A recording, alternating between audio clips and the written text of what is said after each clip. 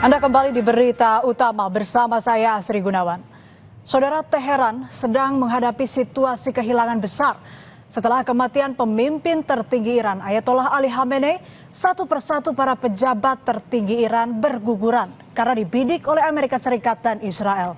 Namun alih-alih meredup tewasnya para tokoh kunci ini justru membuat Iran kian agresif memburu mata-mata Mossad di lingkaran dalam dan mengencarkan serangan terhadap fasilitas energi di Timur Tengah. Situasi ini membuat bara di Timur Tengah kian membara, bahkan memancing reaksi dari negara-negara Teluk. Perang antara Amerika Serikat Israel melawan Iran yang berlangsung sejak 28 Februari lalu telah banyak memakan korban jiwa. Hingga pertengahan Maret saja, saudara, jumlah korban tewas mencapai ribuan. Tak hanya di Iran, sejumlah negara tetangga seperti Irak, Lebanon, dan juga lainnya ini turut terkena getah, saudara. Namun di antara warga sipil yang jadi korban, perang ini ternyata juga turut menewaskan pemimpin dan deretan pejabat tinggi Iran.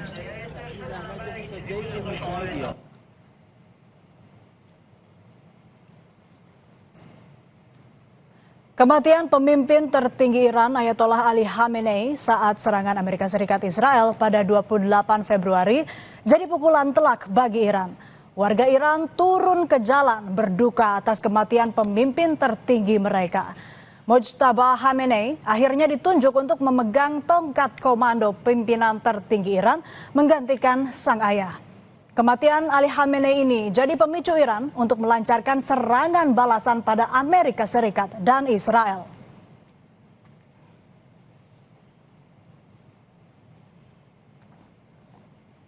Setelah kematian pemimpin tertinggi Iran Ayatollah Ali Khamenei, satu persatu para pejabat tertinggi Iran berguguran karena dibidik oleh Amerika Serikat dan Israel.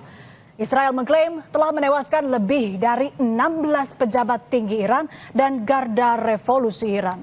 3 diantaranya merupakan tokoh kunci, yakni Komandan Pasukan Basij Iran Gholam Reza Soleiman, Sekretaris Dewan Keamanan Tertinggi Iran Ali Larijani, dan yang terbaru Menteri Intelijen Iran Esmail Khatib.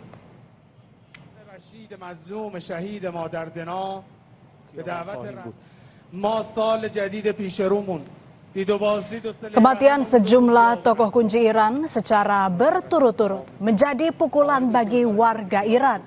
Ribuan orang berkumpul di Teheran, Iran untuk menghadiri pemakaman Sekretaris Dewan Keamanan Nasional Ali Larijani serta Kepala Pasukan Basij Gholam Reza Soleiman. Larijani adalah tokoh politik paling menonjol di Iran yang juga pernah menjabat sebagai penasehat pemimpin tertinggi serta ketua parlemen dari 2008 hingga 2020.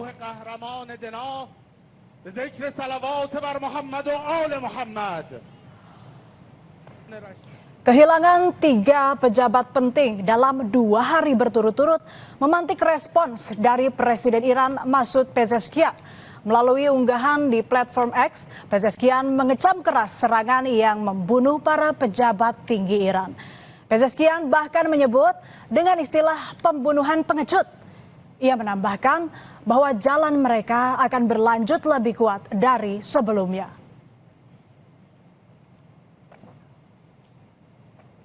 Memasuki pekan ketiga konflik Amerika Serikat Israel dengan Iran, Donald Trump harus berhadapan dengan persoalan baru.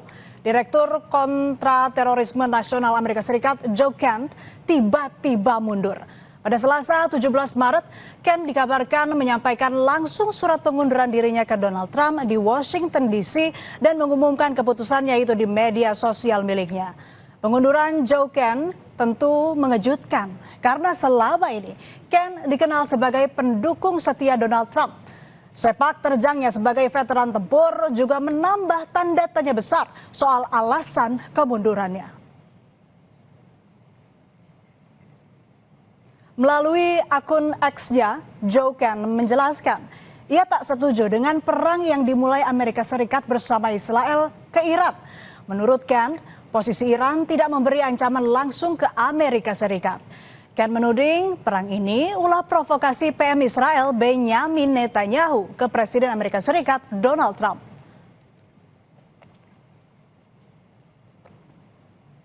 Tidak hanya ditinggal pengikut setianya, Trump juga harus menelan pil pahit dipunggungi oleh sekutu-sekutunya. Sejumlah negara menolak permintaan Trump untuk memblokade Selat Hormuz oleh Iran. Inggris, Jepang, dan Jerman misalnya sudah memberi pernyataan tegas tak akan mengirimkan kapal perang mereka ke Selat Hormuz. Pemerintah Spanyol juga menyampaikan hal senada, tidak akan ikut serta dalam operasi militer di Selat Hormuz karena menilai perang Amerika Serikat Israel melawan Iran sebagai tindakan ilegal. Tak hanya mengajak sekutunya, saudara, Trump bahkan merayu Tiongkok agar mengirimkan bantuan militer untuk membuka blokade di Selat Hormuz. Alasan Trump ikut menyentil Xi Jinping karena menilai Tiongkok jadi salah satu negara yang paling diuntungkan dari stabilitas jalur Selat Hormuz, sehingga sudah sepatutnya Tiongkok ikut serta dalam operasi pengamanan di Selat Hormuz. Tapi dengan tegas, Tiongkok bilang tak akan membantu Amerika Serikat.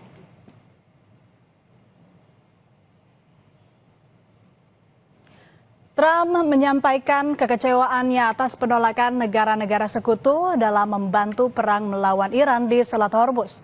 Trump menyindir kalau NATO tak tahu berterima kasih dan tak setia pada Amerika Serikat. Padahal Trump merasa Amerika Serikat selalu siap sedia untuk NATO.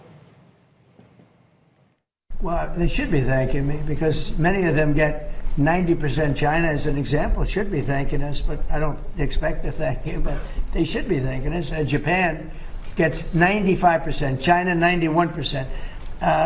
Many of the countries, South Korea gets a tremendous percentage of their oil and therefore their energy from the Straits. I always said, you know, the problem with NATO is we'll always be there for them, but they'll never be there for us. And di tengah ribut-ribut penutupan Selat Hormuz hingga mendorong Trump meminta dukungan sana-sini, Iran justru dengan santai mengklaim tak pernah memblokade Selat Hormuz. Otoritas Iran bilang kapal-kapal dari negara yang tak terlibat perang tetap diizinkan untuk melintasi Selat Hormuz. Dengan tegas, Menteri Luar Negeri Iran Abbas Araghchi menyebut Selat Hormuz hanya akan ditutup untuk musuh dan pihak yang mendukung agresi militer Amerika Serikat Israel. Well, as a matter of fact, the Strait of Hormuz is open. It is only closed to the tankers and ships belong to our enemies, to those who are attacking us and their allies. Others are free to pass. Saudara, Amerika Serikat dan Israel dianggap unggul secara militer dibanding Iran. Namun hingga saat ini, Amerika Serikat dan Israel belum mampu menumbangkan rezim di Iran. Dalam perang melawan Amerika Serikat dan Israel, Iran memakai strategi yang digambarkan sebagai perang atrisi. Iran membuat konflik berlarut-larut dan berkepanjangan hingga melemahkan lawan dengan menguras sumber daya dan menimbulkan kerugian berkelanjutan sampai kemampuan bertempur lawan melemah. Selain itu, salah satu strategi Iran adalah menutup Selat Hormuz. Iran juga menargetkan kapal-kapal asing yang melewati jalur utama ekspor minyak ini. Imbasnya, lalu lintas pengiriman minyak tersendat dan memicu turbulensi harga minyak dan bahan bakar, khususnya di Amerika Serikat. Amerika Serikat pun terpaksa mengurus cadangan minyak strategisnya demi menurunkan harga BBM di negaranya.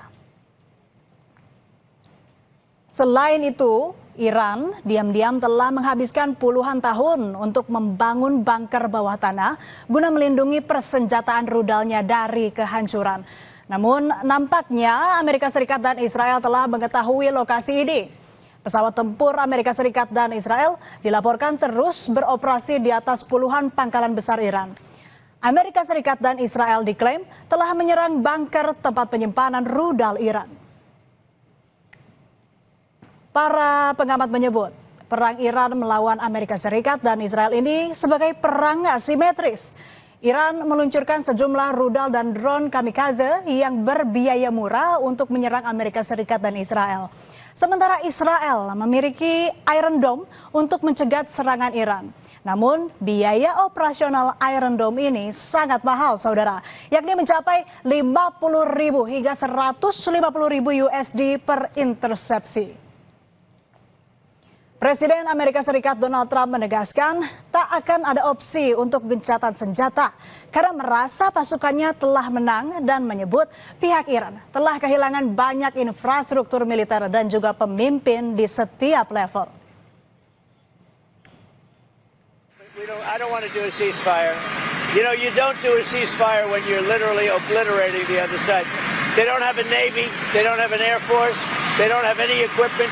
They don't have any spotters. They don't have anti-aircraft. They don't have radar. And their leaders have all been killed at every level.